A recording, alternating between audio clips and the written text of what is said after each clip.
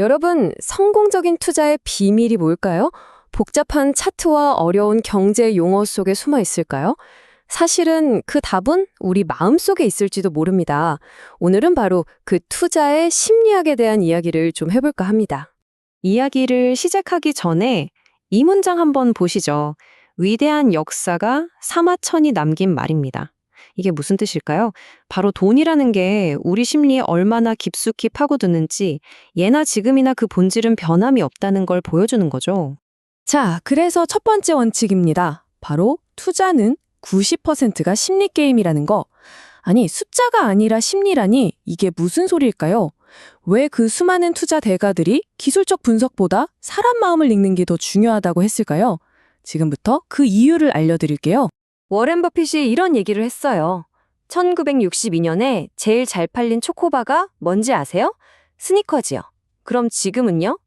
놀랍게도 여전히 스니커즈입니다. 이게 뭘 의미할까요?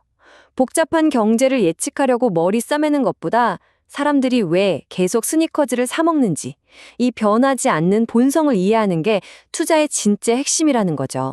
이게 바로 처분 효과라고 부르는 아주 흔한 심리적 함정이에요. 우리 다들 그러잖아요.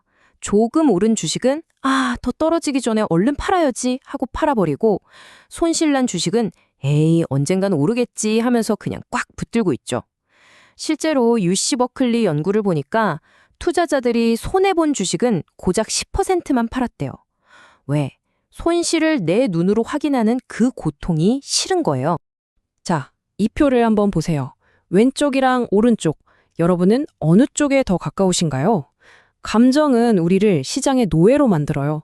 오르면 막 흥분해서 따라 사고, 내리면 공포에 질려서 던져버리죠. 하지만 원칙을 가진 투자자는 시장의 주인이 됩니다. 미리 정해둔 규칙대로 그냥 기계처럼 움직이는 거예요. 감정의 파도에서 딱 빠져나오는 거죠. 스톡데일 패러독스, 이거 정말 중요한 이야기입니다. 베트남 전장 포로였던 제임스 스톡데일이 수용소에서 아주 흥미로운 걸 발견했어요. 이번 크리스마스 전에는 나갈 수 있을 거야. 이렇게 근거 없이 희망만 품었던 동료들이요, 가장 먼저 절망하고 무너져 내렸다는 거예요.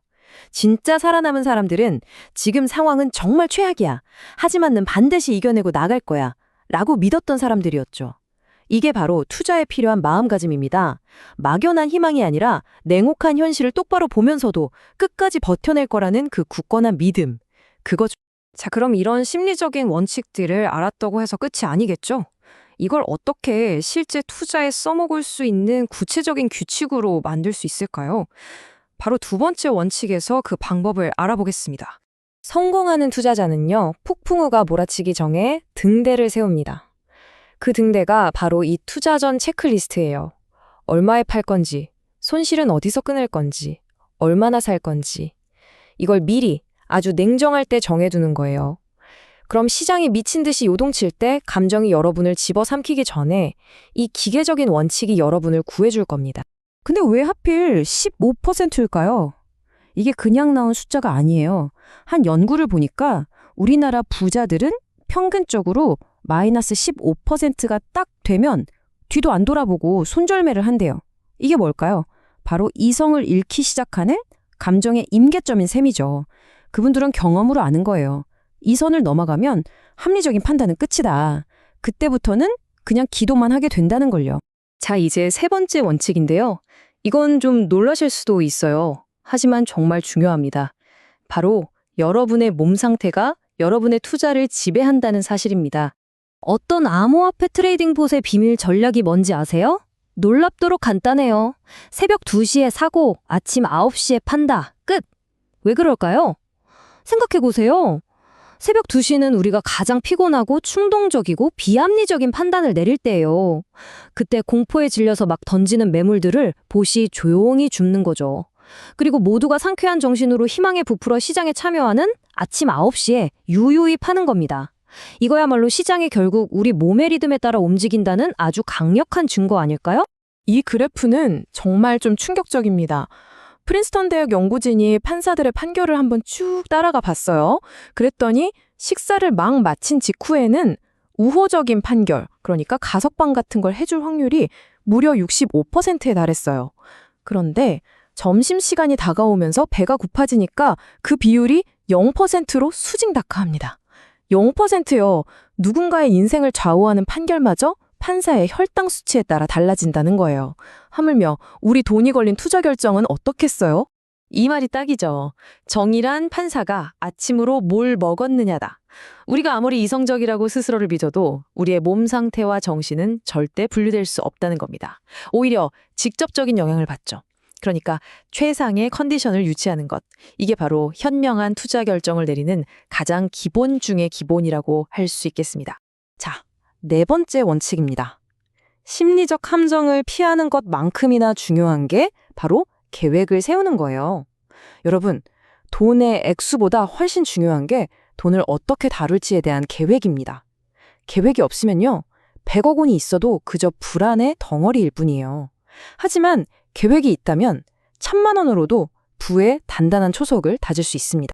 명품 매장들은 진짜 심리학의 고수들이에요. 쇼윈도에 왜 수천만 원짜리 시계를 전시해두는 걸까요? 사실 그걸 팔 생각이 별로 없을 수도 있어요. 진짜 목적은 우리 머릿속에 여기는 원래 이렇게 비싼 곳이구나 하는 기준점, 즉 앵커, 닻을 내리는 거죠. 그 앵커가 딱 바뀌고 나서 매장 안에 있는 100만 원짜리 지갑을 보면 어때요? 이상하게 생각보다 괜찮네? 하는 착각에 빠지게 되는 겁니다. 그럼 이 앵커링이라는 함정에서 어떻게 빠져나올 수 있을까요? 해답은 의외로 간단해요. 보는 순서를 바꾸는 겁니다. 한번 상상해 보세요. 캄캄한 방에서는 촛불 하나만 켜도 세상이 다 밝아지는 것 같죠? 근데 이미 촛불이 100개나 켜진 방에서는 촛불 하나 더 켠다고 티도 안 나잖아요. 투자도 똑같아요. 처음부터 너무 비싸고 화려한 것부터 보지 마세요. 작은 것부터 차근차근 검토하면서 나만의 객관적인 가치 판단 기준을 세워나가야 합니다.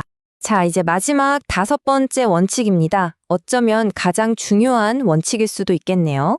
투자자의 궁극적인 목표는요, 돈을 버는 게 아니라 이 예측 불가능한 시장에서 살아남는 것입니다. 돈을 버는 것보다 잃지 않는 게 훨씬 더 중요할 때가 정말 많거든요. 우리가 학교에서 배우는 예쁜 정교분포 곡선 있죠? 금융시장에서는 그게 잘 안 맞아요. 왜냐하면 코로나 사태처럼 설마 이런 일이 일어나겠어? 하는 100년에 한 번 일어날까 말까 한 극단적인 사건들이 생각보다 훨씬 자주 일어나거든요. 이걸 패테일, 즉 뚱뚱한 꼬리 현상이라고 부릅니다. 그러니까 설마는 없다는 거예요. 항상 최악의 시나리오, 이 뚱뚱한 꼬리 부분을 대비해야만 시장에서 끝까지 살아남을 수 있습니다. 한때 세상을 지배했던 이 기업들, 이름 좀 보세요. US 스틸, AT&T, IBM. 이 타임라인이 우리에게 아주 중요한 사실 하나를 알려줍니다. 최고의 주식을 사서 영원히 묻어둬라, 이게 얼마나 위험한 신화인지를요. 영원한 1등은 없습니다. 왕좌는 계속 바뀌어요. 시대의 흐름을 잇고 유연하게 대처하는 것만이 유일한 생존 전략입니다. 그럼 진정한 부는 어떻게 지속될 수 있을까요? 어쩌면 그 해답을 여기서 찾을 수 있을지도 모릅니다. 300년 동안 부를 이어온 경주 최부자 가문의 원칙이에요. 놀랍게도 그들은 더 많이 버려고 애쓴 게 아니에요. 오히려 재산을 스스로 제한하고 흉년에는 굶주린 이웃의 땅을 사지 않고 오히려 그들을 도왔죠. 개인의 이익 극대화가 아니라 공동체의 생존을 먼저 생각했던 겁니다. 이게 바로 시대를 초월하는 최고의 리스크 관리 아니었을까요? 결국 핵심은 이겁니다. 공격만이 최선이 아니라는 것.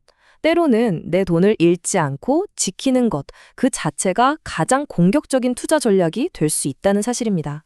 쓰나미가 몰려올 때 일단 살아남아야 날이 맑아졌을 때 다시 항해를 시작할 수 있잖아요. 여러분의 자본을 지키는 것, 그것이 바로 최고의 투자입니다. 투자의 대가 워런 버핏의 그 막대한 부도요. 사실 알고 보면 그의 인생을 통틀어 내린 단 5번의 아주 성공적인 큰 베팅에서 거의 다 나왔다고 합니다. 이게 뭘 의미하겠어요? 매일매일 사고팔고 하는 게 아니라 정말 참고 참다가 이거다 싶은 확신이 드는 기회가 왔을 때 과감하게 행동하는 것에 힘을 보여주는 거죠. 자, 오늘 이야기는 이 하나의 질문으로 마무리하려고 합니다. 여러분의 진짜 목표는 무엇입니까? 그저 시장의 수익률을 뒤쫓는 것입니까? 아니면 어떤 폭풍우가 와도 흔들리지 않고 이 시장에서 끝까지 살아남는 것입니까? 화려한 수익률이라는 신기류를 쫓을 것인지 아니면 다음 기회를 잡기 위해 끈질기게 생존할 것인지 그 답이 바로 여러분의 투자 운명을 결정할 겁니다.